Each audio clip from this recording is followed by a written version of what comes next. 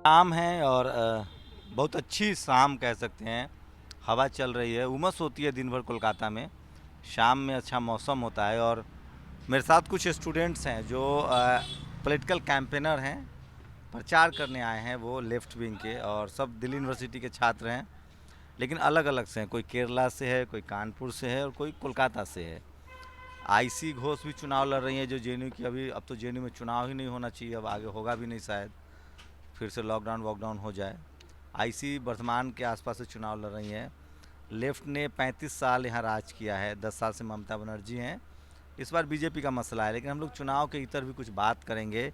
ये लोग पिछले 24 मार्च से पश्चिम बंगाल में हैं। क्या नाम हुआ आपका? अनन्य। कहाँ पढ़ाई लिखाई कर रहे हैं?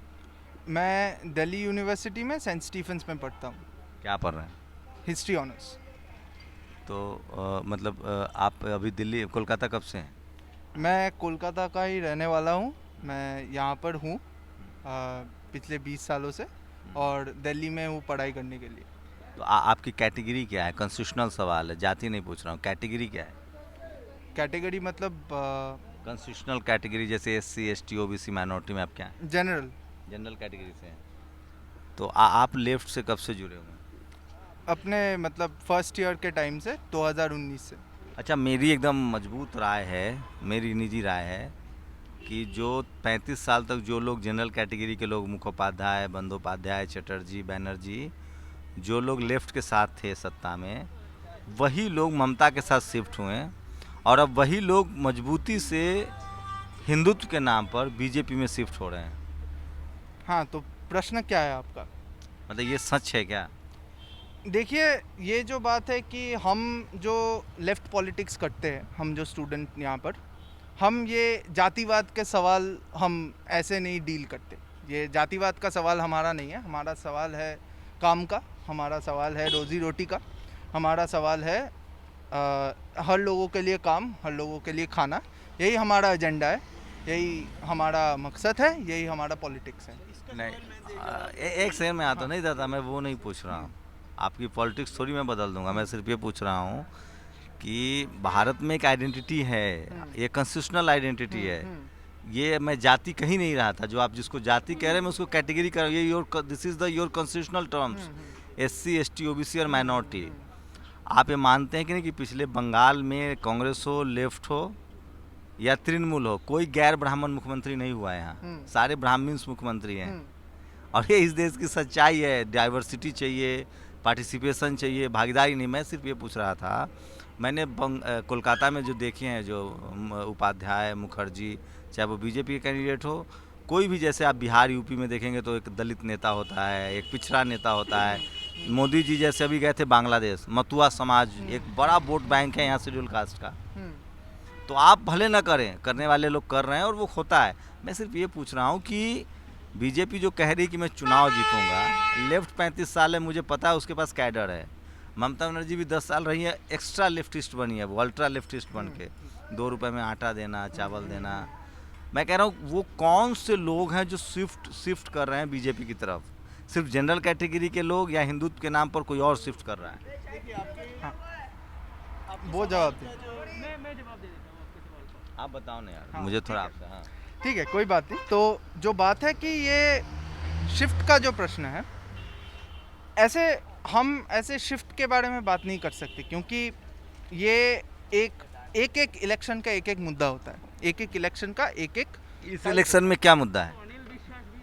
हाँ, तो अब इस इलेक्शन में बंगाल में आपको क्या मुद्दा लग रहा है? हाँ, इस इलेक्शन में मुद्दा है इंडस्ट्रियलाइजेशन। इस इलेक्शन में मुद्दा है अनएम्प्लॉयमेंट। इस इलेक्शन में मुद्दा है सबके लिए काम, सबके लिए रोजी रोटी। यही यही हमारा मुद्दा है, यही इलेक्शन का मुद्दा है। और आइडेंटिटी पॉलिटिक्स जो यहाँ पर करने की कोशिश कर रहे हैं, वो हम सपोर्ट नहीं करते पहले। और सेकेंडली, ये जो सिचुएशन क्रिएट कर मतलब किया जा रहा है, ये पोलराइजेशन का जो सिचुएशन, ये ममता बनर्जी के टाइम से हो रहा है। और इसको लेकर बीजेपी अपने आप को मतलब क्या कह रहे हैं, वो उसको कैपिटलाइज करने की कोशिश कर रहे हैं। तो हम ये जो आप कह रहे हैं कि गैर ब्राह्मण जो आप बातचीत कर रहे हैं, तो हमारे जो लेफ्ट के नेता है देबोलीना हेम्ब्रोम, कॉमरेड देबोलीना हेम्ब्रोम, क्या दीजिए ना? हाँ ज़रूर। तो देवलीना हेम्ब्रम, अनिल विश्वास हमारे पार्टी के बहुत दिन तक वेस्ट बंगाल पार्टी के सेक्रेटरी रहे हुए अरे हैं। मैं जानता हूँ लेफ्ट के अभी जो जो जो आपकी जो सीताराम येचुरी वाली पार्टी है उसमें डी राजा हैं, हाँ। पुलित ब्यूरो, अब तो वो नहीं, हेड हैं। डी राजा नहीं है, डी राजा सीपीआई। हाँ हाँ तो बताइए ना वो अभी एक पहले बने हैं ना अभी जो सीपीआई सीपीएम में बहुत कंफ्यूज रहता हूँ। डी राजा मतलब मैं कह रहा हूँ मुझे लेफ्ट के बारे में बहुत जानकारी नहीं, वो क्या डी राजा अभी बड़े पद पर गए हैं ना सीताराम येचुरी के बाद, सीताराम येचुरी या प्रकाश, अलग अलग पार्टी के लोग हैं। ये प्रकाश करात वाली पार्टी जो है, प्रकाश काराट वाली पार्टी हमारी पार्टी है। कम्युनिस्ट पार्टी मार्क्सिस्ट है हमारी, जिसमें हाँ। डी राजा किसके हेड हैं? सीपीआई के CPIM के सीपीआई। कन्हैया। हाँ कन्हैया वाली पार्टी के हेड हैं। और आपकी पार्टी के हेड कौन है अभी? सीताराम। अभी वो सीताराम येचुरी हैं। अच्छा मुझे लगता था कि सीताराम येचुरी, डी राजा और प्रकाश कराते तीनों एक ही पार्टी के, क्योंकि मैं तीनों से मेरी बातचीत हुई है। 1964 तक, 1964 के बाद जब बंटवारा हुआ तब सीपीएम बनी, उससे पहले सीपीआई अनडिवाइडेड सीपीआई थी, अब सीपीएम और अच्छा चलिए आप कहाँ से हैं? कानपुर से। हाँ मैं कानपुर से अब हूँ। मैं अपनी एक लाइन जोड़ दूं, मैं फिर कह रहा हूं भारत में कभी जाति नहीं है। भारत में सारे चुनाव जाति को लेकर होता है। जो लोग हम लोग सेखी बघार ले कि हमारे घर में जाति नहीं है, जब हम अपना 3 पीढ़ी देखते हैं ना, हमारी माँ की शादी, हमारी बहन की शादी, हमारे पिता की शादी, हमारे भाई की शादी, हमारी शादी, वो सब जाति में ही होती है। कुछ कुछ लोग तोड़ भी रहे हैं। लेफ्ट का एक पुराना राग है कि वो जाति को नहीं मानती है, लेकिन मैं फिर कह रहा हूँ बंगाल में जाति को लेकर बहुत ज़्यादा इस बार बीजेपी ने 2 कार्ड खेले हैं। एक हिंदुत्व का कार्ड खेला और एक कास्ट का कार्ड खेला है। जो शेड्यूल कास्ट के वोटों के लिए वो बहुत कोशिश कर रही है। प्रधानमंत्री जो बांग्लादेश गए थे, मथुआ समाज की जो बात हो रही है, 30% आबादी है शेड्यूल कास्ट की यहाँ, और कम से कम 50% ओबीसी की आबादी है। कास्ट को लेकर बंगाल में बात ही नहीं की गई। ज्योति बसु कहते थे कि हमको आरक्षण की कभी ज़रूरत ही नहीं है। ओबीसी आरक्षण को लेकर उन्होंने हमेशा इग्नोर मारा। नतीजा ये हुआ कि यहाँ कास्ट को लेकर अवेयरनेस नहीं आई, जैसे बिहार और यूपी के राज्यों में है। और किसी भी पार्टी में आप देख लीजिए, चाहे टीएमसी हो, लेफ्ट हो या कांग्रेस हो, कांग्रेस ने अभी अधीर रंजन चौधरी एक मुस्लिम फिगर बनाया, लेकिन एससी एसटी ओबीसी के नेता जो हैं और माइनॉरिटी के जो नेता हैं इस देश में गौन हैं। ब्राह्मण समाज की बात करें तो सिर्फ 5 से 7% आबादी है उनकी, लेकिन पॉलिटिकल लीडरशिप उनके कब्जे में है। और लेफ्ट का यूथ लीडरशिप हो वो सब, लेकिन वो इस पर डिस्कस नहीं करेंगे, क्योंकि लेफ्ट में सीताराम येचुरी भी कहते थे कि हम शंभू पहले जाति डिस्कोर्स में नहीं लाते थे, लेकिन अभी जो मैं वही डी राजा कह रहा था, तो वहाँ भी अब जाति को लेकर डिस्कोर्स शुरू है और वो डी राजा को उन्होंने बड़े पद पर बैठाया। आप कहाँ से मैम? मैं कानपुर से हूँ। आपकी कैटेगरी क्या है? मैं जनरल कैटेगरी से आती हूँ। लेफ्ट में कब से? मैं 2019 में मिरांडा हाउस में एडमिशन ली हूँ, तब से मैं लेफ्ट के साथ। अच्छा, हम सब अपने पिछले चीज़ों के लिए जो आपको भी लगता है कि इस देश में जाति, यूपी से आप जाति एग्जिस्ट नहीं करती है, जाति के आधार पर फैसले नहीं होते? देखिए, मैं जैसे उत्तर प्रदेश की आपसे बात कर रही हूँ, अगर आप मुझसे उत्तर प्रदेश के बारे में, क्योंकि अभी आप स्पेसिफिकली पूछ रहे हैं। नहीं, उत्तर प्रदेश में तो जाति उन्मूलन, जाति को लेकर बहुत लड़ाई हुई है। वहाँ तो शेड्यूल कास्ट की महिला सीएम भी बन जाती है। पश्चिम बंगाल में संभव नहीं। नहीं, उत्तर प्रदेश में हर जाति की सीएम बनने के पहले जातिवादी जो भी होता है, उत्तर प्रदेश एक बहुत बड़ा स्टेट है। हम जब भी उत्तर प्रदेश की बात करते हैं, डिवाइडेड इनटू 3 मतलब पार्ट्स में डिवाइडेड। हम अगर उसको लेते हैं वेस्टर्न यूपी, हम बड़ा छोटा बन जाए। हम कह रहे हैं आपको बंगाल में जाति नहीं दिखती है? See, I'm not in Bengal. See, I'm not a Bengali person. Okay, so आपको बंगाल में जाति नहीं दिखती है? हाँ ज़रूर दिखती है, लेकिन अच्छा, आपके घर में 3-4 ऐसी शादियाँ बताइए जो मतलब कास्ट वाइज डाइवर्सिटी हो और रिलीजन वाइज डाइवर्सिटी हो। हाँ, तो मेरे घर में ऐसे हुए हैं। मेरे एक अंकल ने ऐसी शादी की थी, लेकिन बात है कि यहाँ पर जो आप कह रहे हैं कि कास्ट सिस्टम का डिवीज़न वो है, ज़रूर है।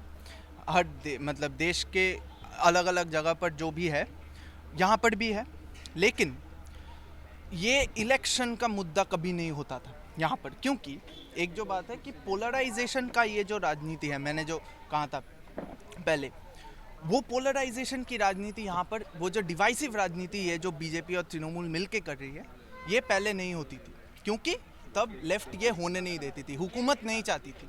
इसलिए आपको पता है बंगाल में सबसे ज़्यादा बुरी हालत शेड्यूल कास्ट और मुसलमानों के, जबकि 35 साल तक लेफ्ट का शासन रहा है दोस्त।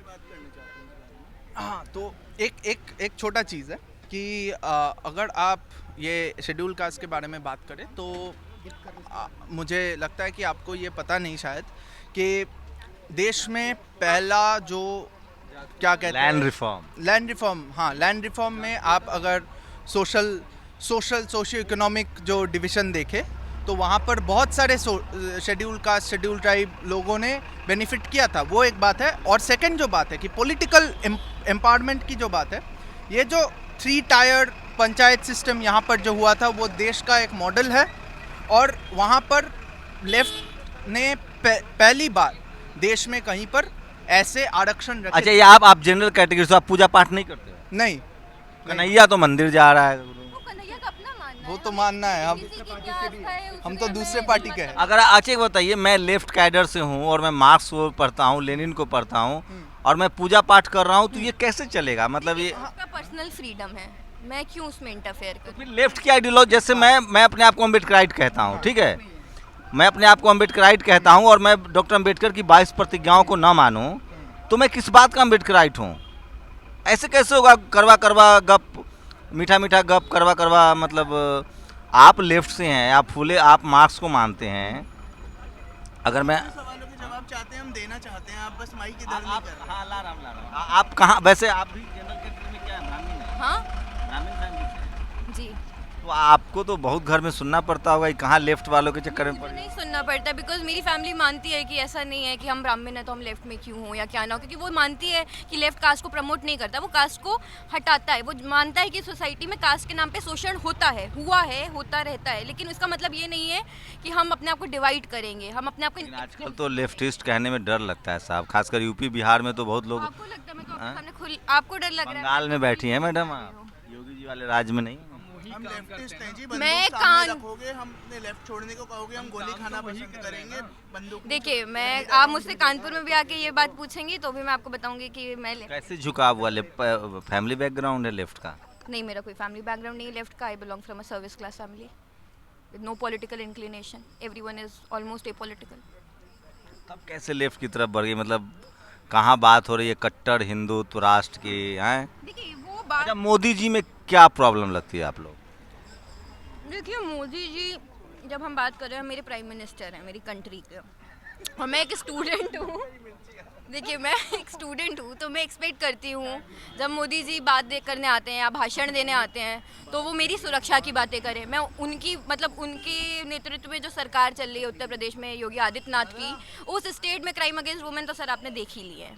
एक टाइम हुआ करता था जब वुमेन पहली सीएम, लेकिन उन्होंने अपने प्रोमिसेस, वादे, इस देश में आपको पता है 90% जो अपर कास्ट कैटेगरी के लोग हैं, 10% आप जैसे लोगों के लिए छोड़ रहा हूँ, उनको राम मंदिर चाहिए, उनको मुसलमान को टाइट रखना है, उनको आपको कैसे पता 90% अपर कास्ट लोगों को चाहिए राम मंदिर? आपने मेरे साथ सर्वे करेंगी?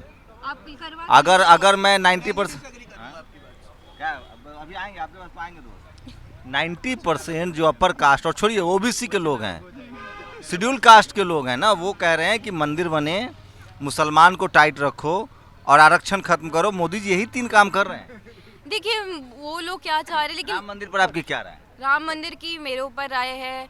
देखिए मैं तो इतना आस्था में विश्वास नहीं करती हूँ। धर्म की इंसान को ज़रूरत तभी पड़ती है जब उसको लगता है कि उसने कुछ गलत किया। अगर आप सब कुछ सही कर रहे हैं, ये कपिल मिश्रा भी एक चीज़ है, पता है, जनरल कैटेगरी का होने में, तुमसे बात करेंगे, जनरल कैटेगरी का होने में ना एक फ़ायदा है, जब तक मन हो तब तक लिबरल बने रहो, लेफ्टिस्ट भी हो सकते हो, सोशलिस्ट भी हो सकते हो, और जब मन हो ना तब बीजेपी में जाके हार्डकोर हिंदुत्ववादी भी राजनीति कर सकते हो। वो कपिल मिश्रा को लो, नंबर ले लीजिए, मेरे से जब चाहे मिल लीजिए। आप ये बंगाल में हैं, तृणमूल के हमले इन 18 दिनों में हम भी झेल चुके हैं। हमारे सर पे आप बंदूक रखिए, लोडेड होगी, हाँ, हमसे कहिए लेफ्ट छोड़ दिया गोली खा। आप कहाँ से हो? मैं दिल्ली से ही हूँ, नोएडा में रहता हूँ, योगी जी के राज में। आप किस कैटेगरी से हो? मैं भी जनरल कैटेगरी से हूँ। जनरल कैटेगरी में क्या? हाँ, क्या जनरल कैटेगरी में मैं ब्राह्मण हूँ। यार एक बताओ, मैं ये गलत हूँ? 90% लगभग जो जनरल कैटेगरी के लोग हैं वो चाहते हैं कि हिंदू मतलब सनातनी राष्ट्र बने, ये वैदिक मनु लागू हो, संविधान से लोगों को प्रॉब्लम है, कॉन्स्टिट्यूशन से प्रॉब्लम है, मुसलमान को टाइट रखा जाए। इसी जैसे बंगाल में हिंदू मुस्लिम पर ही राजनीति हो रही है। आप इससे एग्री करते हैं कि नहीं करते हैं? होता आपके है, कहने से कुछ नहीं होगा, मीडिया उनके साथ है, हवा बनाई जा रही है, और आप मैक्सिमम आप लोग घर में घूम रहे होंगे। आप चूँकि एक पार्टी से, मैं तो एक पत्रकार के तौर पे जा रहा हूँ ना, तो मैक्सिमम जो गैर हिंदू लोग हैं यहाँ वो कह रहे हैं कि हमको तो मुसलमान को टाइट करना है, 30-40% आबादी हो गई है, हमको बीजेपी को वोट देना है। की बात बताओ, 35 साल लेफ्ट रहे जिस राज्य में, वहाँ एक ऐसा स्टेट नहीं बना पाया वो जिसमें धर्म की बात ना हो, धर्म इशू ना रहे, रोजी रोटी का मसला हो। जैसे मैं बता रहा हूँ ना, यूपी बिहार में एक मुलायम सिंह यादव, एक लालू यादव, एक कर्पूरी ठाकुर ने इतनी ज़्यादा अपब्रिंगिंग कर दी लोगों की कि वहाँ कोई नहीं कैसे राम के मंदिर के नाम पर वोट नहीं मांग सकता है। आपको मैं यहाँ बताता हूँ, हम लोग कहाँ कैंपेनिंग कर रहे थे, मतलब ये दो तो यहीं के हैं। हम लोग बाली सीट में दीक्षिता धर जहाँ लड़ रही है, हाँ, वहाँ पे हम लोग कैंपेनिंग कर रहे थे। उस कॉन्स्टिट्यूंसी के 3 हिस्से हैं, बाली, बेलूर और लिलुआ, जिसमें लिलुआ जो हिस्सा है वो गैर बंगालियों का हिस्सा है, जहाँ मारवाड़ी और गुजराती सबसे ज़्यादा हैं। हम उन इलाकों में गए और उस इलाके में सबसे ज़्यादा मजदूर वर्ग भी रहता है, उनसे उनके मुद्दे पूछे। हम उनकी कास्ट नहीं पूछ पाए, उनसे उनकी कैटेगरी नहीं पूछी हमने। मैं बता दे रहा हूँ ना, इस देश में मजदूर जो है ना, वो सबसे ज़्यादा SC ST और OBC के लोग हैं। हमसे पूछ लो यार, हमारी तो PhD है एंथ्रोपोलॉजी पे और ब्राह्मणिज्म पे। आप ही की बात पर जा रहे हैं। हमने उनसे मुद्दे पूछे। उनका मुद्दा क्या था? उनका मुद्दा था कि उन्हें रोजगार चाहिए, उनका मुद्दा था उन्हें शिक्षा चाहिए, उनका मुद्दा था यहाँ गुंडाराज खत्म होना चाहिए। आप अभी चूंकि मैंने बहुत सारे मेरा सवाल नहीं सुना यार, मैं सिर्फ कह रहा हूँ जनरल कैटेगरी के जो लोग हैं, मैं तो SC ST OBC का कह नहीं रहा हूँ, वो तो लाचार है, बेबस है, उसको तो खाना चाहिए। मैं कह रहा हूँ जनरल कैटेगरी के लोग जो बंगाल में 35 साल तक लेफ्ट रहा, वो कैसे आज हिंदुत्व के झंडा उठा रहा है बीजेपी के साथ। आपको पता कौन लोग गए हैं? कौन गए? आज जो TMC से लोग जा रहे हैं उनकी लिस्ट बताइए। बंगाल में सब CPM से जा रहे हैं ना। अब CPM से जो गए हैं, कितने गए हैं CPM से, आप ये बता दीजिए मुझे।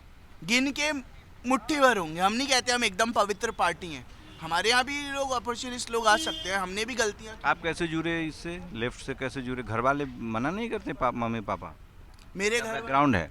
मेरे बैकग्राउंड नहीं है, मेरे पापा पत्रकार रहे हैं।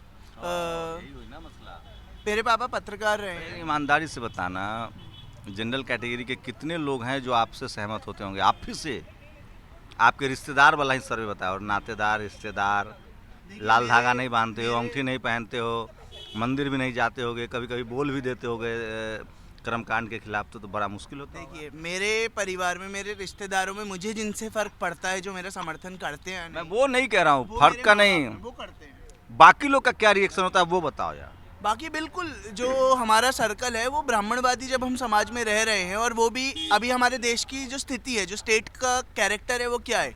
वो एक बुर्जुआ लैंडलॉर्ड स्टेट है, ठीक है। अब उसमें दोनों ही कैटेगरीज में मैडम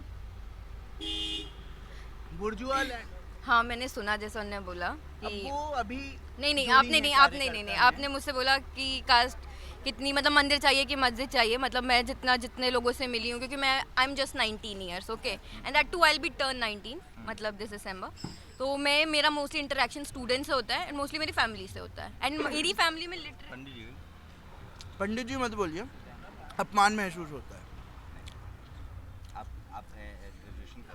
मैं ग्रेजुएशन कर चुका हूँ, मैं MA भी ख़त्म हो रहा है मेरा बस। इसीलिए पंडित जी का, मैं भी पंडित हूँ, जो PhD कर ले वो पंडित है। पंडित का संबंध पढ़ाई से है। मैंने आपको ब्राह्मण कहता तब अपमान करते, या मनुवादी कहता, ब्राह्मणवादी कहता। आप पढ़े लिखे हैं तो पंडित हैं। डॉक्टर अम्बेडकर भी पंडित थे। अम्बेडकर पंडित थे। ये आप जो बात कर रहे हैं, ये कास्ट सिस्टम का एक डिविएशन है, जहाँ कहते हैं कि कास्ट बाय बर्थ नहीं होता, पर जो रियलिटी है वो बाय बर्थ है। तो अगर आप मुझे बताओ, घर में कैसे रिस्पॉन्ड, क्या हालत होती होगी आप? मेरे अपने परिवार में तो मेरे को बहुत समर्थन है। मेरे घर वाले, मेरे पिताजी लड़ जाते हैं अगर कोई मेरे शादी ब्याह न हो पाएगी गुरु जात में? शादी ब्याह न हो पाएगी अपनी जाति की लड़की से? नहीं, ऐसा नहीं है। हमारे यहाँ मेरे चाचा इंटरकास्ट मैरिज कर चुके हैं, मेरी बुआ इंटरकास्ट मैरिज कर चुकी हैं। इंटरकास्ट में कहाँ गई वो? नीचे की श्रेणी में गई। जैसे वर्ण व्यवस्था में ना, मनुष्य स्मृति में वर्णित है कि आप नीच कुल की कन्या तो ला सकते हैं, लेकिन उच्च कुल कन्या को नीच कुल में दे नहीं सकते। हम ब्राह्मण हैं, वो कायस्थ परिवार में गए। अब आप हिसाब, मेरे को उतना हिसाब कौन नीचा, ये तो ऊपर के जो 3 हैं वो तो सभी सवर्ण हैं। भारत की जो सबसे डॉक्टर अंबेडकर ने कहा है, कॉन्स्टिट्यूएंट असेंबली में उनका भाषण है, अब उनको तो हम लोग कोट कर ही सकते हैं ना, इतने तो वो थे ही पढ़े लिखे। उन्होंने कहा है कि भारत में कभी जाति जाति नहीं है। डॉक्टर राजेंद्र प्रसाद ने कहा कि डॉक्टर अंबेडकर, आप हर लाइन में नियम कानून क्यों बना रहे हैं, कॉन्स्टिट्यूशन में प्रावधान क्यों कर रहे हैं। उन्होंने कहा कि मिस्टर प्रेसिडेंट, मैं जानता हूं कि नियम कानून करने के बाद भी आपकी आने वाली नस्लें इन बातों को नहीं मानेगी।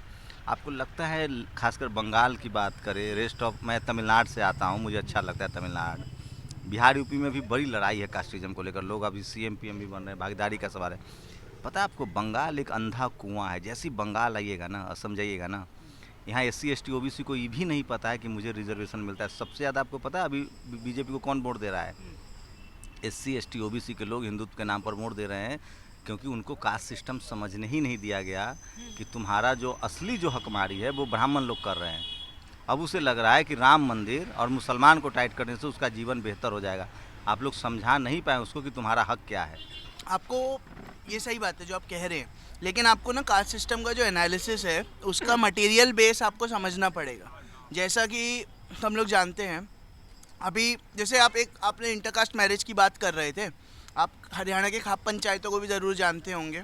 वहाँ आपने देखा होगा कि अगर दलित लड़का किसी गैर दलित मतलब ऊंची जात की लड़की से विवाह कर ले तो उसमें उस लड़की की हत्या हो जाती है, उस कपल की हत्या हो जाती है। लेकिन अगर ऊंचे कास्ट का लड़का एक दलित लड़की को विवाह करके ला रहा है तो उसमें नहीं होती। ऐसा क्यों? तो मैंने कहा ना, मनुस्मृति में वर्णित है मटेरियल कि नीच कुल की कन्या। उसका मटेरियल कॉज बता रहा हूँ क्या है। उसका मटेरियल कॉज है कि जो ब्राह्मणों के पास, जो अपर कास्ट के पास, अपर कास्ट भी इन्होंने जो वर्ण व्यवस्था बनाई है, क्यों बनाई? Just talking upper class, upper class जो पूरी बात है। asking about the caste. नहीं, Actually, caste this is the का constitutional caste का terms. link है। General SC ST OBC and हाँ, तो जो वर्ण व्यवस्था है वो किस लिए बनाई गई है? आपको क्या लगता है किस लिए बनाई गई है? ये संपदा पर कब्जा समाज को अच्छा से चलाने के लिए। ये समाज को अच्छा से चलाने के लिए नहीं है, संपदा का कुछ वर्ग पर कब्जा कराने के लिए बनाई गई है। ठीक है? अच्छा, तो इस देश में किसका कब्जा है संपदा पर? किस टर्म में आप पूछ रहे हैं? किस टर्म में? कास्ट के टर्म में, क्लास के टर्म में? Class I am not asking about the caste, I am talking. वो तो बिल्कुल जो लैंडलॉर्ड हिस्सा है समाज का, जो जमींदार लोग हैं, और वो किस क्लास से आते हैं, किस कास्ट से आते हैं, ये भी बताओ ना। जो पूंजीपति समाज है, जो पूंजीपति है और जो पूंजीपति की जो हमारा संविधान जो कैटेगरी बनाया है, SC ST OBC माइनॉरिटी और जनरल, कौन से लोग जनरल में आते हैं, वो उसमें दो राय नहीं है। तो जनरल में तो हमें क्या करना चाहिए? जो हम चाहते हैं कि थोड़ी बराबरी आए, थोड़ा इक्वालिटी आए, फर्टर्निटी आए, समतामूलक। कदम इसी बंगाल में और दक्षिण के केरल में उठाया गया था, जो लैंड रिफॉर्म्स का कदम था। जो लैंड रिफॉर्म्स जब आए, उसका सबसे बड़ा बेनिफिशियरी कौन था?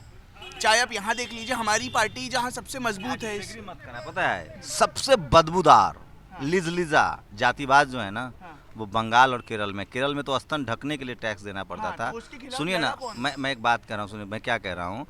हमारे पीठ पर मारो, जैसे बीजेपी ना SC ST OBC को मारती है, वो पता चलता है कि वो मार रहा है। पता है बंगाल में कास्ट को लेकर लेफ्ट ने कभी कांग्रेस ने कभी चर्चा नहीं होने दी, कभी लेफ्ट ने चर्चा नहीं होने दी, ममता दीदी ने भी चर्चा नहीं होने दी। पहली बार बीजेपी चर्चा करवा रही है। नहीं, आपको एक एनेक्डोट दूंगा छोटी सी। सीताराम येचुरी जब एक टाइम आप पे, आओ ना, अरे मैं झालमुड़ी खरीदूंगा, आओ ना, आप आओ तो इधर। हाँ, आपको एक एनेक्डोट छोटा सा बता दे रहा हूँ काम से। मेरे कैमरामैन दिखाएंगे, उधर दिखाने जरा। इस देश में जातिवाद नहीं है। हम लोग जहाँ चाय पी रहे हैं, इसका नाम है शर्मा टी। इस देश में अभी स्थिति नहीं आई है कि कोई वाल्मीकि, कोई चमार, कोई पासवान, ये टाइटल है जनरल कैटेगरी के नहीं, ये टाइटल है SC ST OBC के। मंडल टी भी नहीं लिख सकते हैं आप, दुकान नहीं चलेगी। भैया आप इधर आओ ना थोड़ा। की नाम भालो, ये नाम छे नहीं, मुझे नहीं पता। क्या नाम है आपका? नाम क्या है? আমার নাম স্বপন দত্ত। हाँ? স্বপন দত্ত। दत्ता। कहाँ तक पढ़े लिखे हैं? कितना पढ़े लिखे हैं? इसमें आपने पढ़ाई की है? पढ़ाई बहुत समझदार हो तुम, गृह मंत्री से समझदार हो, मास्क ला के घूम रहे हो। কি বলবো? तो कोई बंगाली जानता है? जरा इनसे पूछो ना, ये इनकी कैटेगरी क्या है? हाँ, तो ये तो उन्होंने कहा है, दत्ता बोला है। दादा कौन আপনাকে जात? জিজ্ঞেস করছি আপনার নাম কি? আমার নাম স্বপন দত্ত। স্বপন দত্ত। कायस्थ है। कायस्थ है, सोचिए। तो मैं यही कह रहा हूँ कि इस देश में जैसे भाई बता रहे थे पूरा जो कल्चरल है। आपने ना एक सवाल, आप जब बात कर रहे थे आपने काट दिया। आपने एक एनेक्डोट दे रहा हूँ मैं आपको। याद होगा लेफ्ट एक बार बहुजन समाज पार्टी के साथ अलायंस में रहा है, यूपी में रहा है और ऊपर भी रहा है। कौन सा ईयर था? 2004 के बाद नहीं। 2009 के इलेक्शन में नहीं पहले की, जब काशीराम जिंदा थे, मैं तब की बात 1990 ना। हाँ 1990 में काशीराम मायावती और सीताराम एक बार एक साथ सफ़र कर रहे थे। तो काशीराम ने उनसे सवाल किया कि क्या सीताराम येचुरी, आप यहाँ आप लोग दुनिया भर की बात करते हैं, आपके कैबिनेट में कितने मंत्री हैं? तब केरल में सरकार नहीं थी, तब बंगाल में सरकार थी, कितने दलित लोग हैं? सीताराम येचुरी के पास जवाब नहीं था, क्योंकि उन्होंने कभी जानने की कोशिश नहीं की कि उनमें से कौन दलित है कौन नहीं। उन्होंने तब हमारे AKG भवन में पहली बार फैक्स मशीन आई थी, तो उन्होंने तुरंत पहुंच के कैबिनेट, यहाँ जो पार्टी सेक्रेटरी थे तब बंगाल के, उन्हें कॉल किया कि लिस्ट भेजी जाए कि कौन यहाँ कितने क्या है। तब उस जो लिस्ट आई उसे जब काशीराम को सौंपा गया, तब पता चला कि पूरे देश में जितनी राज्य सरकारें हैं उसमें सबसे ज़्यादा दलित OBC जो मिनिस्टर हैं, कैबिनेट मिनिस्टर, वो लेफ्ट फ्रंट की गवर्नमेंट में थे, लेफ्ट फ्रंट की बंगाल की सरकार में थे। आप केरल की अभी सरकार देखिए, केरल की पार्टी का स्ट्रक्चर देखिए, स्टेट कमेटी में एक ब्राह्मण नहीं है।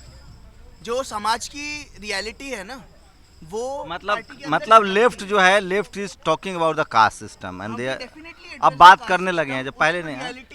यार तो ये एक बताओ, इतना ज़्यादा धार्मिक कर्मकांड ममता के 10 साल में तो नहीं बढ़ गया होगा।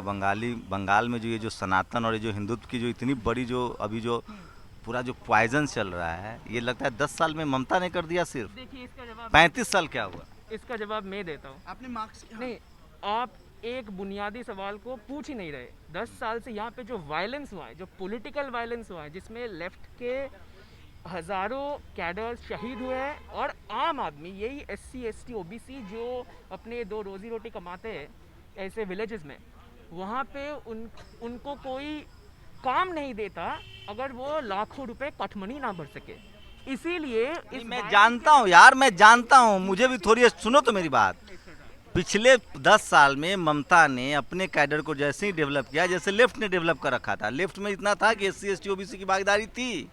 ममता में मैं ये कह रहा हूँ कि मैं वो कहीं नहीं रहा हूँ, मैं ये कह रहा हूँ कि ये जो हिंदुत्व की जो आग है, ये एकाएक कैसे बढ़ गया? हिंदुत्व का आग ही नहीं है। बंगाल में जो हुआ है वो ये जो पॉलिटिकल, आप बंगाल से हो? हाँ, बंगाल से हो। प्रॉपर बंगाल से ना? प्रॉपर बंगाल तो आपसे मैं ये कह रहा हूँ, ये बीजेपी में बीजेपी में SC ST तो समर्थन कर रहे हैं, OBC समर्थन कर रहे हैं हिंदुत्व के यहाँ पर, क्योंकि वो पढ़े लिखे नहीं है, उनकी बिल्कुल सोशल अपब्रिंगिंग नहीं है।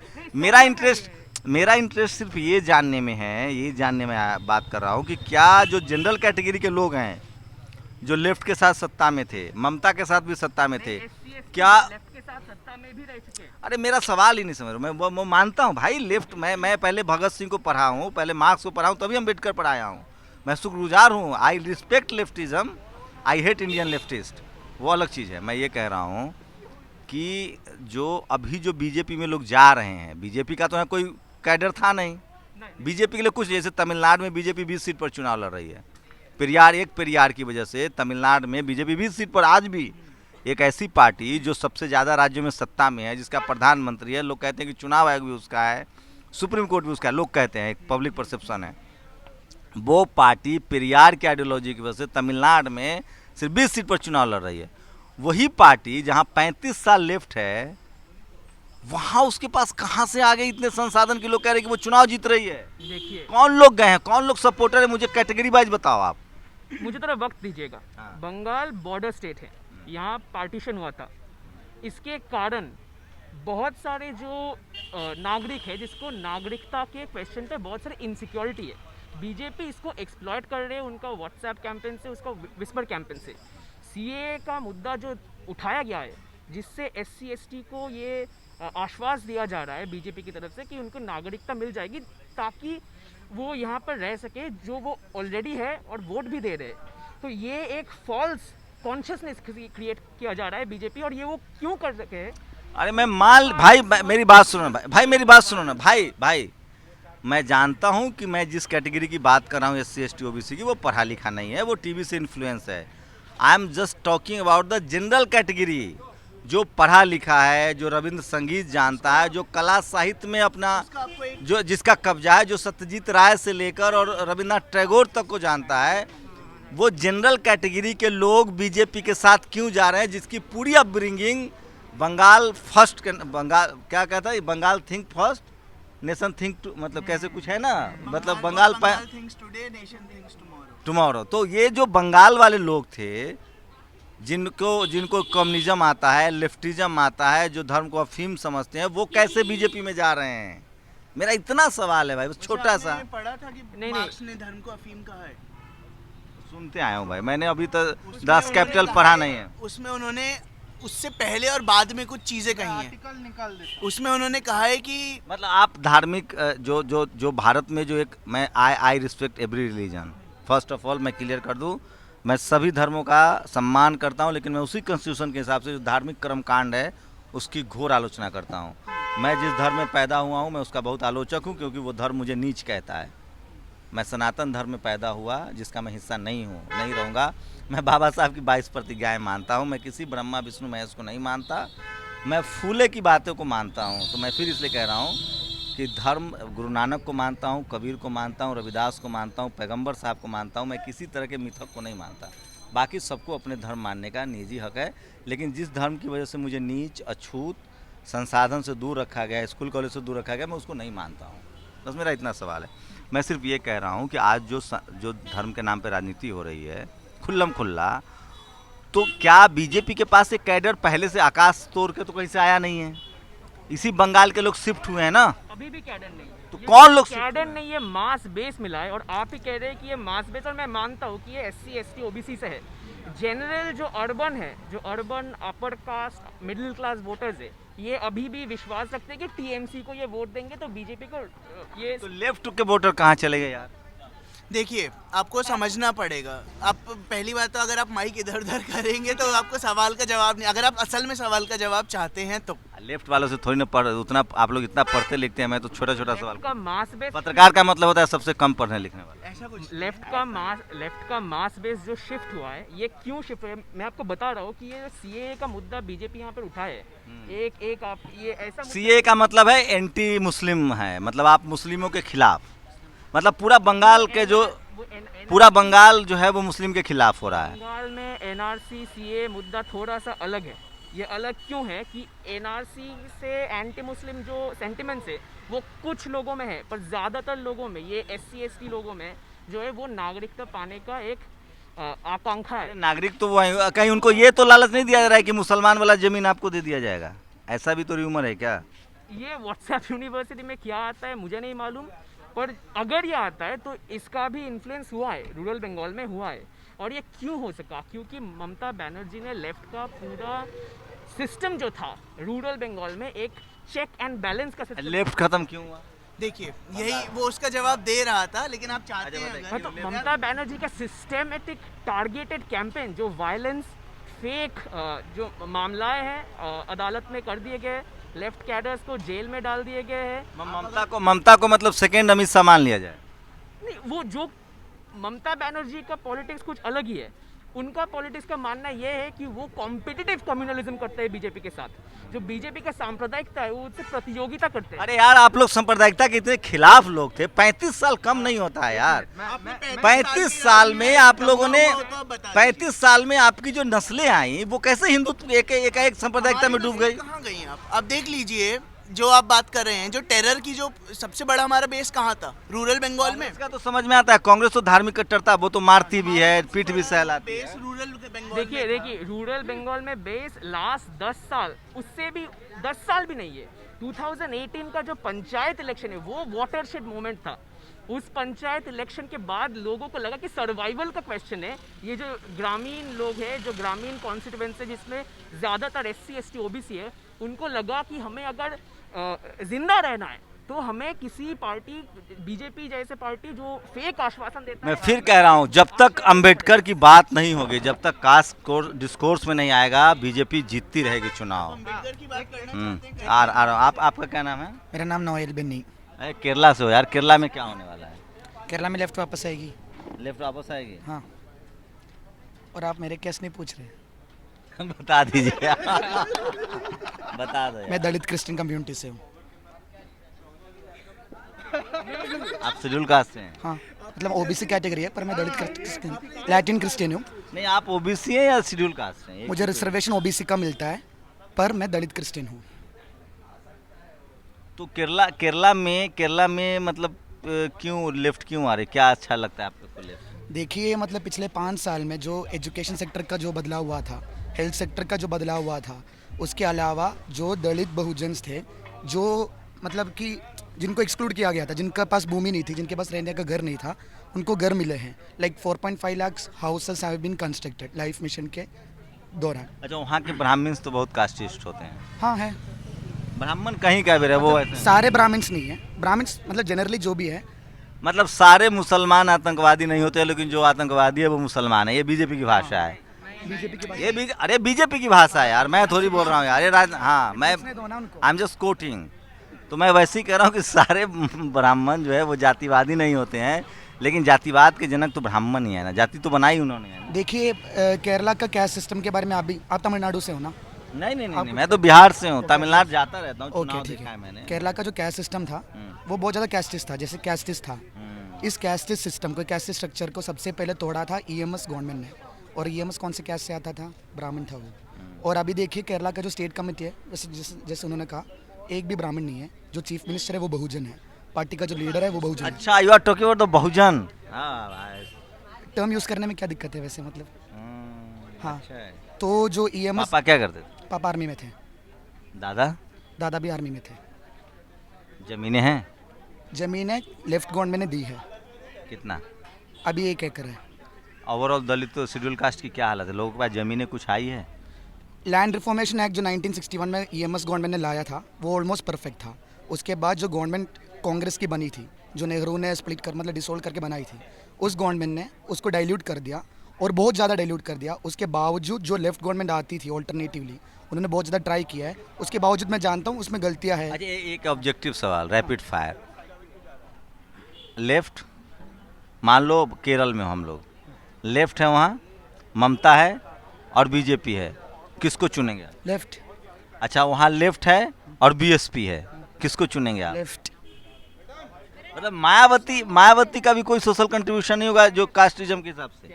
देखिए, अंबेडकर ने, आप कह रहे हो अंबेडकर की बात कर रहे हो ना, अंबेडकर ने लैंड के ऊपर बात की थी कि अगर बहुत अच्छा सवाल पूछे, बोले हो कि अगर बहुजन्स का कंडीशन को बेटर करना है तो लैंड देना पड़ेगा। मायावती ने एक क्वेश्चन एड्रेस किया ही नहीं है, यूपी में नहीं किया है। उन्होंने लैंड रिफॉर्मेशन लाया था क्या? आपको बताऊं, मायावती ने, चूँकि मैं उस दौर में मीडिया में नेशनल चैनलों में नौकरी करता था, हर ज़िले में कांसीराम आवास योजना, हर डिस्ट्रिक्ट में उन्होंने कानून बना दिया था कि जो 10 करोड़ तक का टेंडर होगा वो SC ST OBC माइनॉरिटी के लोगों को मिलेगा।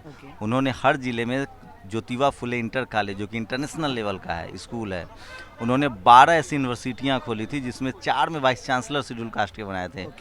उन्होंने लगभग एक कार्यकाल में करीब 60,000 SC ST OBC के प्रोफेसर्स नियुक्त किए थे। उन्होंने कहा था कि नॉट सुटेबल, जो JNU वाले जो सो कॉल्ड लिबरल लेफ्टिस्ट है ना, अपर कास्ट, वो कहते लिख देते हैं candidate are not suitable, not found suitable. पहले तो डिग्री नहीं है, फिर नॉट फाउंड सुटेबल है। तो मैं मायावती का कोई पक्षधर नहीं हूँ, लेकिन उन्होंने, मैं फिर कह रहा हूँ, लालू यादव हो या मायावती हो, उन्होंने किया, मैं समझ गया। उन्होंने कास्ट को लेकर जितना काम किया है, कर्पूरी ठाकुर, वो नहीं होते तो बड़ी मुश्किल दौर होती है। आपके केरला से मुझे नहीं ज़्यादा जानकारी है। हाँ। तो आपने अभी भी जो भी कहा था, वो अभी दलित का हालत क्या है बिहार और यूपी में, वो आप बताइए मुझे पहले। आज के डेट में बिहार और यूपी में दलित की ये हालत है कि सबसे ज़्यादा गवर्नमेंट सेक्टर के एम्प्लॉय हो रहे हैं, सबसे ज़्यादा वहाँ कोई किसी को जाति सूचक गाली नहीं दे सकता है, और सबसे ज़्यादा सेंट्रल यूनिवर्सिटियाँ में बिहार यूपी के दलित बच्चे पहुँच रहे हैं, जिनके साथ बहुत ज़्यादा। और आज भी बिहार यूपी में, अब किसी राज्य में, बिहार और यूपी में किसी की औकात नहीं है कि हैदराबाद सेंट्रल यूनिवर्सिटी की तरह रोहित वेमुला को मरने पर मजबूर कर दे। मुझे तो ये नहीं लगता, जिस यूनिवर्सिटी से मैं पढ़ता हूँ, जिस यूनिवर्सिटी, देखो एक बात है, आपने जो भी कहा था कि मायावती ने वो किया था, ये किया था, मुझे तो लगता है कि उसके बाद जब भाजपा की सरकार अभी आई है, उन्होंने जो भी पोस्ट दिया था वो उनसे तो हटा दे, पहली बात तो वो है। और दूसरी बात, जो बेसिक क्वेश्चन था लैंड का, उन्होंने तब भी एड्रेस नहीं किया है। जो अम्बेडकर ने लिखी थी उसको एड्रेस नहीं किया है, इसलिए एड्रेस नहीं किया है। एजुकेशन मतलब जो भी लैंड क्वेश्चन जो होता है बेसिक, जिससे भारत की मात्र मैं एक स्पोक्स पर्सन नहीं हूँ बीएसपी का, मैं बस जानकारी, भारत के एकमात्र मुख्यमंत्री हैं जिन्होंने एक कार्यकाल में 12 यूनिवर्सिटियाँ खोली। ओके। मायावती के हिस्से में 12 यूनिवर्सिटी, और वो भी गौतम बुद्धा यूनिवर्सिटी तो इंटरनेशनल लेवल का है। ओके, तो मैं फिर से पूछ रहा हूँ, मतलब आपने जो कहा था कि दलित्स का conditions are better in UP and Bihar, मुझे तो वो नहीं लगता। मेरे दोस्त है उधर से जो दलित से। वो इसलिए आपको नहीं लगता ना क्योंकि बिहार यूपी के बारे में मीडिया परसेप्शन है ना कि वहाँ जातिवाद है, वहाँ जातिवाद के खिलाफ लड़ाई है। मैं लखनऊ में था अपनी 4th क्लास तक। तमिलनाडु से जब आप कंपेयर करेंगे ना तो SC ST की स्थिति ज़्यादा बेहतर है पूरे भारत में, तमिलनाडु और महाराष्ट्र में, और only due to reservation and government employ. UP में अभी भी गेटोस है, दलित गेटोस है, केरला में वो नहीं है। मैं समझता हूँ केरला का कंडीशन सबसे बेटर है। तो नहीं, आप समझने के लिए स्वतंत्र हैं। अच्छा, चलो एक आखिरी सवाल आपसे कि तमिलनाडु में मेरे दोस्त है वो ए राजा, हाँ, जो ऊटी से आते हैं उधर से, मेंबर कितना पार्टिसिपेशन है केरला में शेड्यूल कास्ट के नेताओं का? कोई बड़ा नेता, कोई बड़ा चेहरा सॉरी केरला में शेड्यूल कास्ट के या ओबीसी का कोई बड़ा नाम, बड़ा चेहरा? Chief minister Pinarayi Vijayan is from Ezhava caste, जो टोडी टैपर हुआ करता था। उसके पिताजी ने, उसने खुद कैस्टिज्म फेस किया, अभी भी कर रहा है कांग्रेस द्वारा भी। केरला और बाकी कांग्रेस डिफरेंट है, केरला में कांग्रेस द्वारा वो फेस कर रहा है। दूसरी बात, AK बालन जो अभी CC मेंबर है, अगली बार PB में होंगे, वो दलित है। 2 बड़े नाम बता दिए आपको। चलो, मैं केरला के मैं केरला के लेफ्टिस्टों से सहमत हूँ, क्योंकि मैं फिर कह रहा हूँ जहाँ जहाँ बीजेपी जीत रही है वहाँ पिछले सरकारों का पाप है। केरला में अगर बीजेपी नहीं जीत रही है तो मैं केरला के लेफ्टिस्ट से सहमत हो जाता हूँ, लेकिन मैं बंगाल के लेफ्टिस्ट से सहमत नहीं होऊंगा, क्योंकि जो बीज बंगाल में लेफ्टिस्टों ने बोया है वो फसल बीजेपी काट रही है। जो बीज कांग्रेस ने इस देश में बोया था, चाहे बीफ का मुद्दा हो, राम मंदिर का मुद्दा हो, आरक्षण खत्म करने का मुद्दा हो, निजीकरण का मुद्दा हो, ये सारे कांग्रेस का देन है।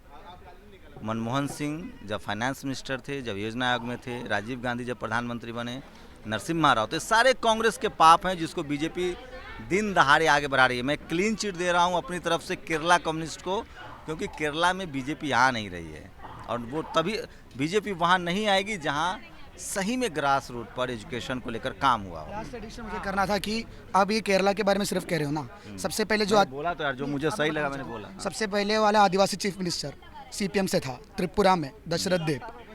अभी जो CPM का MLA है हमारे आशा से, जीवा पांडु गवित, वो आदिवासी है।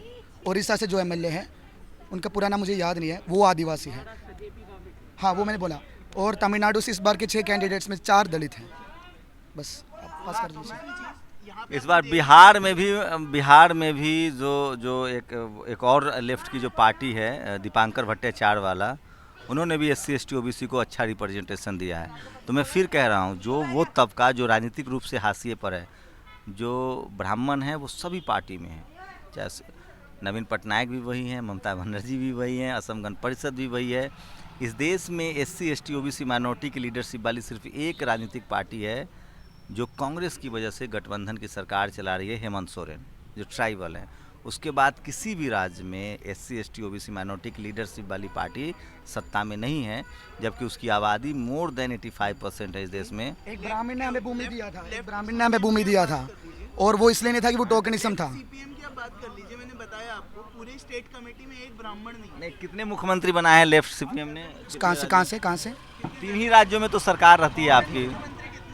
ओके, बहुजन मुख्यमंत्री ना, पिनराई विजयन हो गया। उससे पहले जो था अच्युतानंदन, वो बहुजन कम्युनिटी से थे। दशरथ देव हो गया, वो आदिवासी थे। और उसके बाद मैं जब दूसरे लोगों के बारे में, कैसे के बारे में मुझे पता नहीं। और दूसरी बात मैं कहना चाहता था कि आप ब्राह्मणों के बारे में कह रहे थे ना, हमें दलित क्रिश्चियंस को चर्च के अंदर कैसे फेस करना पड़ता था। हमें भूमि मिली, हम प्राइड से लीव इसलिए कर पा रहे हैं क्योंकि EMS की गवर्नमेंट आई थी जो ब्राह्मण थे, और वो इसलिए नहीं था क्योंकि वो मतलब टोकनिज्म दे रहे थे, कुछ तोहफा दे रहे थे, क्योंकि उनकी अंडरस्टैंडिंग करेक्ट थी। CPM की अंडरस्टैंडिंग थी, वो इम्प्लीमेंट कर रहे थे। उसके बदौलत हमें भूमि मिली, आज रेस्पेक्ट मिल रहा है।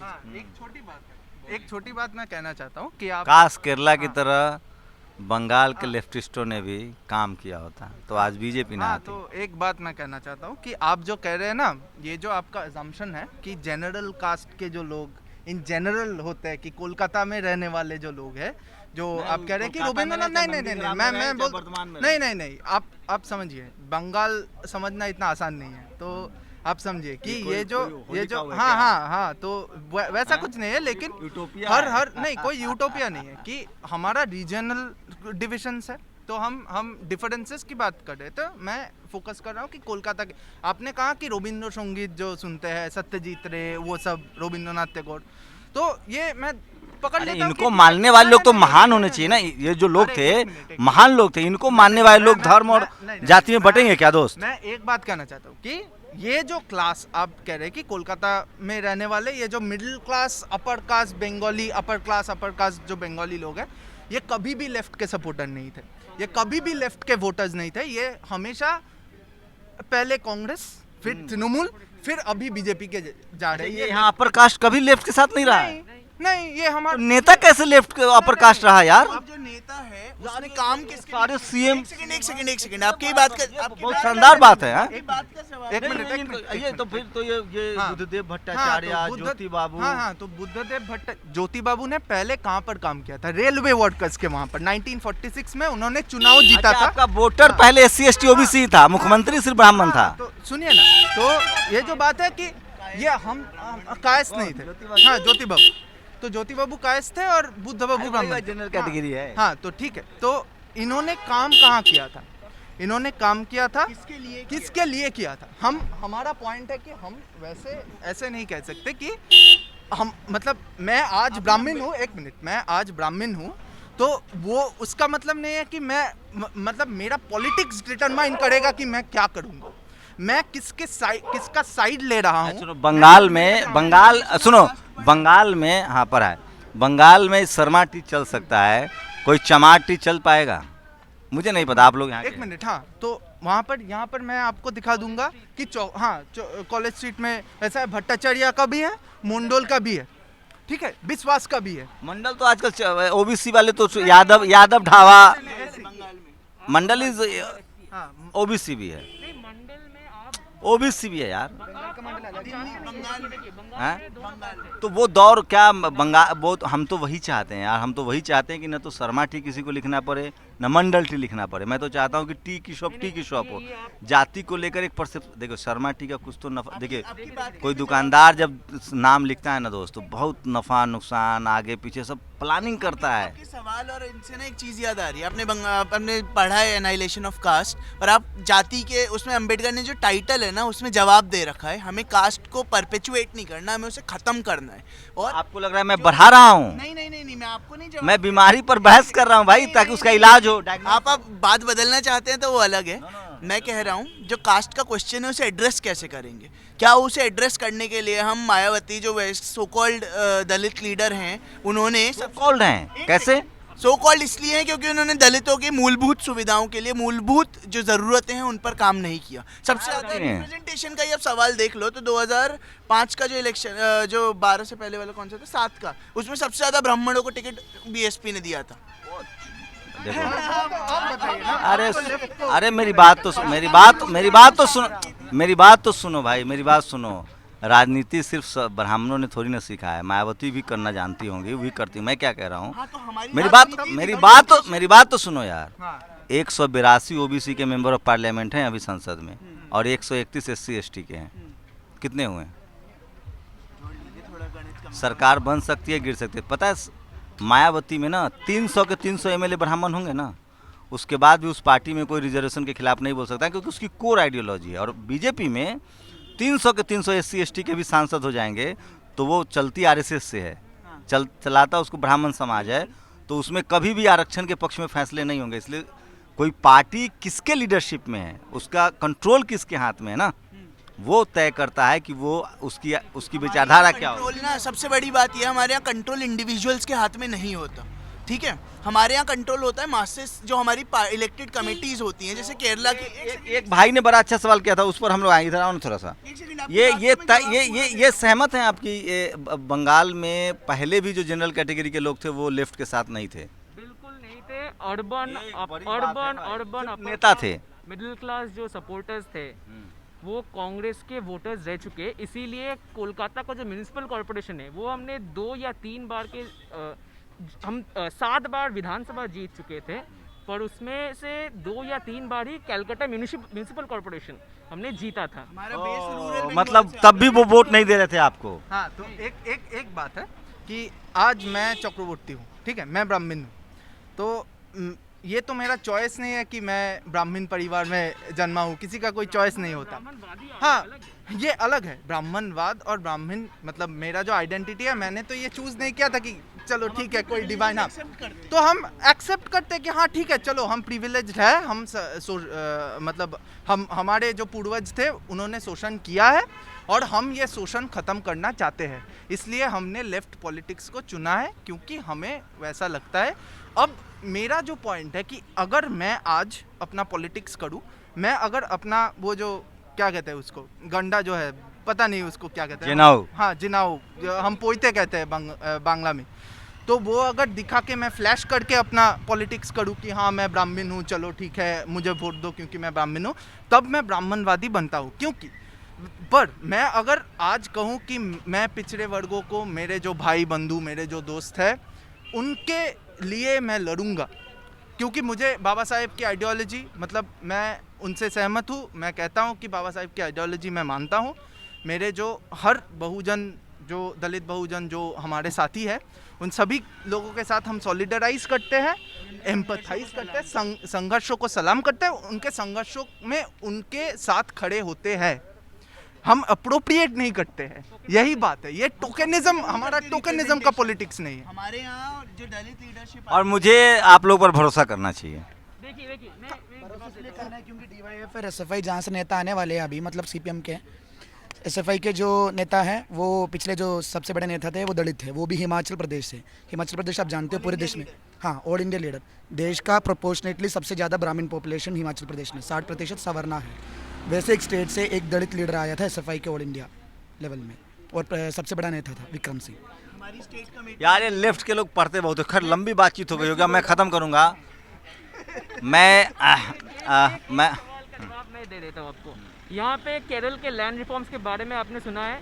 ऑपरेशन बड़गा जो हुआ था, जो वेस्ट बंगाल में सारे दलित बहुजन समाज के लोगों को होम स्टेट, ताकि घर और एक छोटा सा फार्म का प्लॉट जो दिया गया था, वो ब्राह्मणों के जो जमींदार जोतदार थे उससे लेकर ही दिया गया था। और एक चीज और आपकी बात पे मैं बस इसे हमला मत समझिएगा अपने ऊपर। नहीं, हमला करो भाई। हाँ, हमला भी कर रहे हैं। आपने यहाँ बैठे 6 लोगों में से 3 की कास्ट पूछी, 3 की नहीं पूछी। आपने आइडेंटिफाई किया, कि आप किससे बता बात दो, करनी। आप किस कैटेगरी है? आपकी ओबीसी बहुजन, कहाँ से हो? Andhra Pradesh. Oh great great.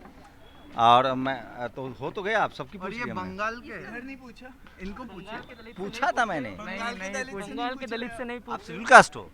यार दलित तो बोलना भी बंद करो यार, अब बहुत हो गया। हम लोग कॉन्स्टिट्यूशनल टर्म्स बोलते हैं। Political term में बहुत संघर्ष नहीं नहीं नहीं नहीं नहीं नहीं नहीं नहीं नहीं नहीं यार, ये हमें बाबा साहब ने जो दिया है ना, वो टेक्नोलॉजी में बहुत दम है यार। Schedule caste, schedule tribe, schedule का अरे शेड्यूल, अरे SC ST जो हमारा कॉन्स्टिट्यूशनल टर्म्स है भाई। कॉन्स्टिट्यूशन में कौन दिया? आपको पता है शेड्यूल कास्ट टर्म कौन दिया? अंग्रेजों ने 1937 पर, जब पहली मुझे बार अंग्रेजों से बहुत प्यार है। फूले ने कहा है धरती पर कोई भगवान है तो अंग्रेज। अगर अंग्रेज नहीं आते ना तो महिला इस देश में डॉक्टर अंबेडकर और फूले होते ही नहीं। उन्होंने आया, स्कूल खोला। को किससे प्यार था आपको पता है? अरे रुकिए ना, मैं अपना हाँ मैं तो कह मैं सुनो तो यार, मैं तो कह रहा हूँ I love leftism but I hate Indian leftist. मैं उसकी वजह बताऊंगा। मैं क्या कह रहा था, अगर साइमन कमीशन नहीं आता, अगर गोलमेज सम्मेलन में डॉक्टर अंबेडकर नहीं जाते, अगर हमें कम्युनल अवार्ड नहीं मिलता, तो जो एक कॉन्स्टिट्यूशनल जो हमें राइट्स कुछ डॉक्टर अंबेडकर दिलवा पाए ना, अगर आज सोचो बीजेपी के दौर में जब सब कुछ बेचा जा रहा है, कांग्रेस तो फिर भी थोड़ा मारती थी, थोड़ा नहीं मारती थी, आज बीजेपी क्या कर रही है? आपको लगता है अंग्रेज नहीं होते तो डॉक्टर अंबेडकर बन पाते? नहीं, वो अंग्रेजी जो एजुकेशन है डॉक्टर अंबेडकर। फिर अब हमको राष्ट्रद्रोही डॉक्टर अंबेडकर अंग्रेज के, सुनो तो, डॉक्टर अंबेडकर अंग्रेज में लेबर मिनिस्टर भी बने हैं अंग्रेजों के दौर में, तभी उन्होंने मैटरनिटी लीव, काम के घंटे कम करवाएं, पेंशन प्लानिंग, और इस देश में ट्रेड यूनियन की स्थापना। महाराष्ट्र में डॉक्टर अंबेडकर ने वो करने के प्रपोजल्स दिए थे, कांग्रेस मिनिस्ट्री या कांग्रेस की जो प्रोविंशियल कंट्रोल था लेजिस्लेचर पे, वो नहीं कर पाए। हाँ, तो मैं यही कह रहा था कि अगर अंग्रेज नहीं सुनो तो आप 3000 साल का कल्चरल हेजेमनी देख लो। पहले राजपूत ब्राह्मण राजा थे बृहद्रथ, उसके दौर में उन्होंने अपना कल्चरल हेजेमनी स्थापित किया। मुगल 400-500 सालों तक रहे, उन्होंने कोई हमारे अपलिफ्टमेंट कास्ट अपलिफ्टमेंट के लिए काम नहीं किया, क्योंकि कास्ट मनुवाद अभी तो आया नहीं था। अंग्रेज अगर नहीं आते तो कास्ट रिफॉर्म की तो बात ही नहीं होती, चाहे वो विधवा विवाह हो, चाहे वो सती प्रथा हो, इन सब रिफॉर्म के लिए अंग्रेज़ों ने काम किया। खैर मैं अंग्रेज़ों का पैरोकार नहीं हूँ, वो भी देश लूट ही रहे थे। चलो हम लोग मेन मुद्दे पर ये थे कि जो कॉन्स्टिट्यूशनल टर्म्स है SC ST OBC, हमें उसे मानना चाहिए। नहीं, मैं उस टर्म्स का कोई एनालिटिक वैलिडिटी नहीं मानता हूँ। क्यों नहीं मानता हूँ? वो हमें शोषण के जो संपर्क है, कॉन्स्टिट्यूशन को मानते हो कि नहीं? कॉन्स्टिट्यूशन को मानता हूँ, पर उसका मतलब ये नहीं कि मैं दलित या बहुजन ये टर्म्स को डिनाई करके स्केड्यूल कास्ट का मतलब क्या है? एक लिस्ट में आप ऐड कर सकती हो। स्केड्यूलिंग अंग्रेजों ने लाया था उनके एडमिनिस्ट्रेटिव एफिशिएंसी के लिए। कोई एडमिनिस्ट्रेटिव टर्म पॉलिटिकल एनालिसिस से कोई संबंध नहीं है। दलित जो टर्म है वो अम्बेडकर से एग्री करते हो डिसएग्री करते हो? ईमानदारी से बिल्कुल एग्री करता हूँ, बिल्कुल एग्री करता हूँ। अम्बेडकर का जो आइडियोलॉजी है, अम्बेडकर का जो एनालिसिस है कास्ट लेकर, वो 90% सही है। 10% क्या गलत? अम्बेडकर ट्राइबल्स के बारे में जो कहा है वो ठीक नहीं कहा है, ये उनके क्रिटिक्स भी कहा है। तो बिरसा मुंडा उन्होंने तो पूरा जिम्मा छोड़ दिया। आर्टिकल में प्रावधान क्या था कि ट्राइबल सारे फैसले अपने खुद ले सकते हैं। नहीं, अम्बेडकर का आप अगर एनाइलेशन ऑफ कास्ट पढ़ोगे, गौर से पढ़ोगे, तो एक जगह आपको लगेगा कि वो पेट्रनाइजिंग थे ट्राइबल्स के लिए। जो उनके क्रिटिक्स बाद में भी हुए और अम्बेडकराइट से भी हुए हैं। तो कोई भगवान नहीं होता। अम्बेडकर ने भी नहीं कहा था कि मैं भगवान हूँ, मैं जो बोल रहा हूँ 100% सही है। साइमन कमीशन का भगत सिंह विरोध कर रहे थे, इसको क्या कहेंगे? साइमन कमीशन का भगत सिंह जो विरोध कर रहे थे वो उनका नेशनलिस्ट पॉलिटिक्स में भाग लेते हुए कर रहे थे, पर भगत सिंह उस समय भी लेफ्टिस्ट आइडियोलॉजी से इन्फ्लुएंस थे, इसीलिए वो फांसी के मंच पे भी लेनिन पढ़ते हुए गए थे। नहीं, लेकिन वही भगत सिंह ने बाद में जेल में कहा कि अगर मुझे अब काम करने का मौका मिला तो ये आज़ादी बाद में बात करूंगा, पहले मैं इस देश में जो कास्ट रिफॉर्म है ना, जो जातीय गुलामी है, उसके बारे में काम देखिए ये भगत सिंह पे मैं भगत सिंह का लिखा पब्लिक में अवेलेबल हर लेख पढ़ चुका हूँ। आप अब बताइए, आप बात कर रहे हैं उस लेख की जिसमें जैसे उन्होंने छूत की समस्या कहा है, ठीक है? उसमें उन्होंने ये नहीं कहा कि आज़ादी बाद में, उन्होंने क्या शब्द यूज़ किए हैं उसमें कि भारत की आज़ादी, उसमें और एक और आर्टिकल है द लास्ट स्टेटमेंट, उसमें उन्होंने कहा, और letter to young political workers में उन्होंने कहा आज़ादी अधूरी है अगर वो सिर्फ सफ़ेद शोषकों से भूरे शोषकों के पास चली जाएगी। उनका कहना था कि भारत में, उन्होंने साफ साफ letter to young political workers में, रेड पैम्फलेट में, और क्या था द लास्ट स्टेटमेंट में उन्होंने साफ कहा है वो किस समाज की। कॉन्स्टिट्यूशन पर क्या रहा है आप लोग? कॉन्स्टिट्यूशन ठीक है नहीं है? देखिए, एक कॉन्स्टिट्यूशन एक बहुत कॉम्प्रिहेंसिव, बहुत संघर्ष से हासिल किया हुआ डॉक्यूमेंट है, हाँ, और वो बिल्कुल एक 100% डॉक्यूमेंट, परफेक्ट डॉक्यूमेंट नहीं हो सकता, जो कोई नहीं हो सकता। हमारा कम्युनिस्ट मैनिफेस्टो नहीं है 100% परफेक्ट डॉक्यूमेंट, उसमें भी तो मेरा 100% परफेक्ट नहीं थे। उन्होंने जिस व्यू से उन्होंने इंडियन सोसाइटी को देखा, उसे मार्क्सिस्ट नहीं उसका क्रिटिसाइज किया है। मतलब धर्म को प्राथमिकता देनी चाहिए थी। नहीं, अब आप एशियाटिक मोड ऑफ प्रोडक्शन, ये वाला जो संविधान है उसमें क्या गड़बड़ लगता है? आर्टिकल 351 जो कहता है कि आप सभी जगह हिंदी का संप्रसारण करो, ये पता है कब ऐड ऑन हुआ है? आप बताइए कब ऐड ऑन हुआ है? ये तो आप बताइए। वो पहले से था एकदम। वो कॉन्स्टिट्यूएंट असेंबली डिबेट्स में जो नेशनल लैंग्वेज डिबेट था, टू लैंग्वेज जो पॉलिसी लिया गया था, जो कॉन्स्टिट्यूएंट असेंबली डिबेट्स में मुद्दा था कि अगर हिंदी को ऑफिशियल लैंग्वेज आते हैं तो इंग्लिश को हटाया, क्या नहीं हटाए। कॉम्प्रोमाइज इंग्लिश हटाने के पक्ष में थे। अम्बेडकर क्यों कह रहा? कॉन्स्टिट्यूएंट असेंबली के डिबेट बहुत सारे लोग थे ना यार, बहुत सारे लोग थे, बट कॉम्प्रोमाइज में अम्बेडकर भी अग्री किए थे। कॉम्प्रोमाइज ये था कि अभी तक ऑफिशियल, पता है वो इकलौते लोग शख्स थे जो संघर्ष कर रहे हैं। देखिए, आप अम्बेडकर को क्रिटिकली भी देखना चाहिए, ठीक है? अम्बेडकर को आप अगर कहते हो कि वो सारे जो किए सभी 100% सही है, तो इसका मतलब ये है कि आप भी अंधे की तरह उनको फॉलो कर रहे हो, क्रिटिकली नहीं देख रहे हो। अम्बेडकर के जो विचार थे उसके उसको लेकर वो चले थे और कॉन्स्टिट्यूशन में बहुत रेडिकल प्रोविजंस लाए थे, पर इसके बावजूद उनको भी कुछ कॉम्प्रोमाइज़ेस में अग्री करना पड़ा। जैसे कि directive principles of state policy में काउ प्रोटेक्शन का मुद्दा है, ये कॉन्स्टिट्यूशन लिखा हुआ है, ये लिखा नहीं जाना चाहिए, इसका बहुत बड़ा डिबेट है, पर ये उस समय का कॉम्प्रोमाइज़ेस था, इसीलिए कॉन्स्टिट्यूशन परफेक्ट डॉक्यूमेंट नहीं है, ये एक एस्पिरेशनल डॉक्यूमेंट है, इसको परफेक्ट बनाना पड़ता है, और वो बनाने का मुद्दा लेफ्टिस्ट का मुद्दा है। वो जन आंदोलन से होगा, वो कोई जैसे आप बात कर रहे हैं ना, जिन मुद्दों पे आप बात कर रहे हैं, जाति को भी आप जिस तरह से समझना चाह रहे हैं, मैं आपकी अपनी अंडरस्टैंडिंग हो सकती है, मैं उससे आपको फोर्स नहीं कर सकता, लेकिन जो जाति का एनालिसिस है उसका एक बहुत बड़ा मटेरियल क्वेश्चन है। आप उसे मटेरियल से अगर अलग करके देखेंगे, उसे मूलभूत जो संसाधन है उनसे अलग करके देखेंगे, तो आप जाति को समझेंगे ना, एड्रेस कर पाएंगे। मैं फिर कह रहा हूँ, डॉक्टर अंबेडकर ने कहा था कि I respect leftism by I hate Indian leftist. मैं बेगूसराय को जानता हूँ।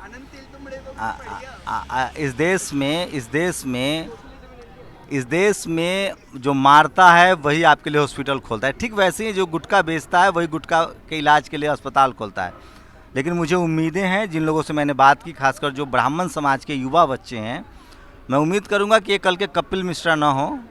इनके लिए दो ऑप्शन होते हैं, ये चाहे तो लिबरल हो सकते हैं, ये चाहे तो हार्डकोर हिंदुत्ववादी कभी भी बन सकते हैं। इनके पास दोनों प्लस पॉइंट है। मैं चाहता हूं कि जिस दिन इस देश में ऐसे युवा होंगे जो जाति और धर्म से ऊपर उठकर ह्यूमैनिटी के लिए सोचेंगे। आप सोचिए, संविधान तो तब भी होता जब कॉन्स्टिट्यूएंट असेंबली में डॉक्टर अंबेडकर ड्राफ्टिंग कमेटी के चेयरमैन नहीं होते। लेकिन मैं ये दावे के साथ कह सकता हूँ कि उस दौर में जितना संघर्ष डॉक्टर अंबेडकर ने एक मजबूत भारत के लिए, एक फैटर्निटी इक्वालिटी के लिए जितना काम किया है, काश कुछ और अंबेडकर होते इस देश में, तो ये संविधान और ये मुल्क और मजबूत होता।